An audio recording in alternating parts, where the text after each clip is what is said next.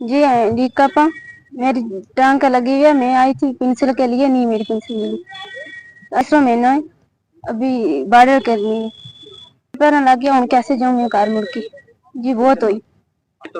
अच्छा पैर का बार जी, उन्होंने क्या पेंसिल नहीं आई जी, बहुत लगा दुख।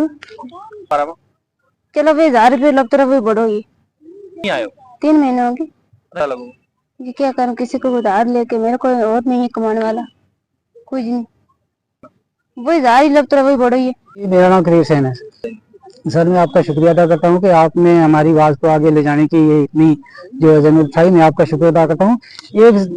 एक परेशानी हो तो बताएं सर। अगर मैं ऐसे गिनती करूँ तो फिर हमारे पास इतना, आपके पास भी इतना टाइम नहीं है, हमारे पास तो है कि 1000 के लिए सर हम 1500 रुपया खर्चा करके आते हैं। जब बैंक में आएंगे सर, बैंक वाले बोलेंगे अभी नहीं, ऑफिस में जाओ। ऑफिस में जाते हैं, बोला चढ़ा दी हमने पेंशन। तो सर ये पेंशन का भी ड्रामा है। बाकी दूसरा सर, जो हमारी जिन बच्चों की शादी होती है, ऐसे गवर्नमेंट ने ये इम्प्लीमेंट कर रखा है इस बात को कि जो बच्ची शादी से पहले पहले उसका जी दे दो तो उसको पैसा मिलेगा। सर बच्चे बाल बच्चेदार हो गए, लेकिन अभी तक उनका पैसा जो है नहीं आता।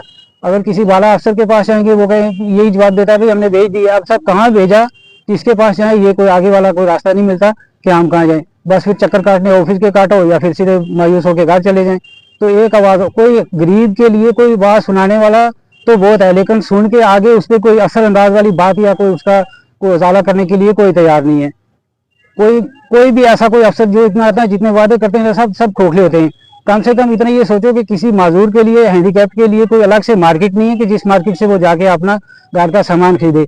1000 के लिए जो 1500 रुपया खर्चा करके आएगा, गाड़ी भाड़ा देगा, तो वो क्या लेके जाएगा सर, सिवाय मायूसी के उसके पास कुछ भी नहीं रहता।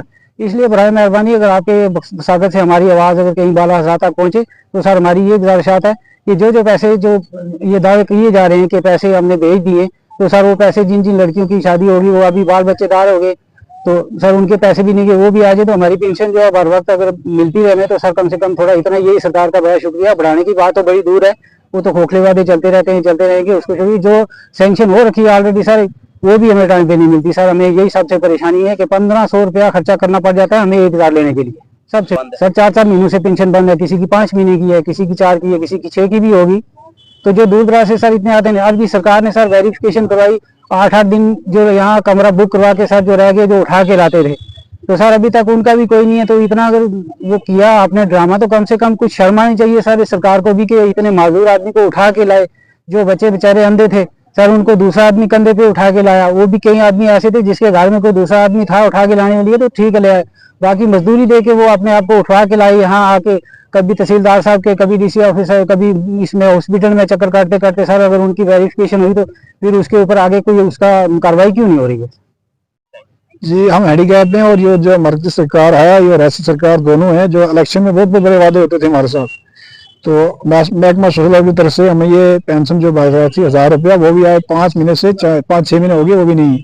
जो मजदूर बेवा जो भी है, ये मेरे पीछे देख रहे हैं आप, ये सभी आए। मैं खुद वाणिज्य से चल कर आया, मजदूर हूँ। इधर बैंक में गया, बैंक में जाते हैं, वो बोलते हैं देखे मारते हैं बाहर, क्या है ही नहीं कुछ भी। तो वहां से हमारा जो कोई सुनकोट से आता है, कोई शाहपुर से आता है, कोई हर जगह जगह से आते हैं लोग दूर दूर से।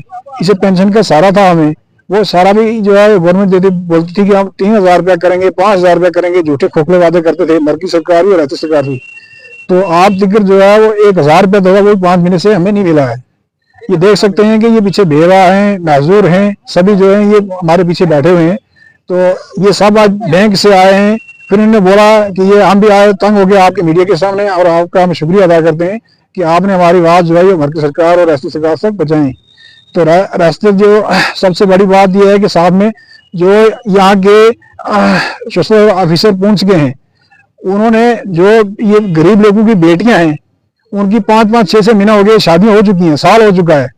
तो उनको जो पैसा है अभी तक, वो रोज चल चल के आते हैं, उनको ना पैसा दिया है ना कुछ भी। वो बोलते हैं कि हमारे पास कुछ भी नहीं है, उनको रोज चक्कर काटने पड़ते हैं लोगों को। तो इसलिए ये है कि हमारी रिक्वेस्ट है आपसे कि ये जो हमारी आवाज है, ये अपनी मरकज सरकार, राज्य सरकार तक पहुंचाएं, तो जो है हमारे गरीब लोगों को जो पेंशन का सहारा है वो तो मिले। तो इसमें मैं अख्वाह करता हूँ। मेरा नाम मारूफ अहमद चौहान। मारो जी।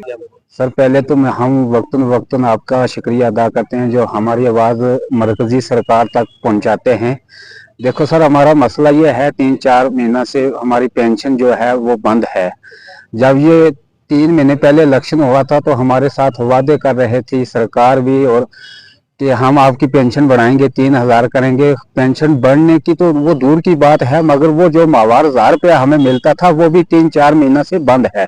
तो इसलिए हम गुजारिश करते हैं जिला एडमिनिस्ट्रेशन से और असेंबली से और खासकर मरकजी सरकार से जो हमारी वो पेंशन है वो वागुजार की जाए और हमारी पेंशन जिसे पहले दे रहे थे उसी तरह पेंशन दें।